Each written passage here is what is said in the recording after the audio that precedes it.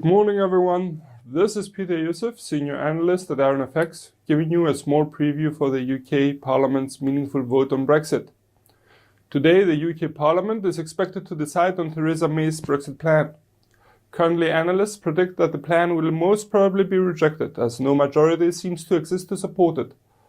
Despite the EU sending a letter of reassurances for the temporary nature of the Irish backstop yesterday, analysts point out that the question is not if Theresa May will lose the vote, but by what margin.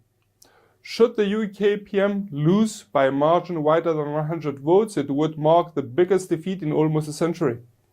Such an outcome could imply a prolonged and deepening uncertainty for the pound, making it even more uncertain any forecast about the final outcome of the Brexit process. With the Brexit date approaching, the question remains whether the UK will be able to avoid a hard Brexit, which could have severe adverse effects on the UK pound. Voting is expected to take place in the late UK afternoon. However, volatility for the pound may start earlier, as headlines are expected to reel in and could influence the pound's direction and continue after the result is announced, as the repercussions of the vote are to be absorbed by the markets.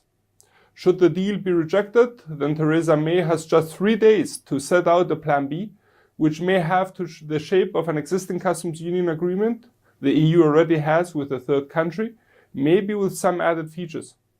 Also, it should be noted that at the end, the UK government could unilaterally ask to revoke the Brexit process, or even end up crashing the UK out of the EU.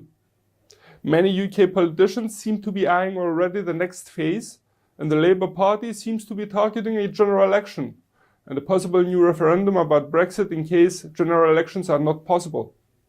Should such a confidence vote be successful in removing Theresa May from office, a new government will have to be formed within 14 days, or else there will be new general elections.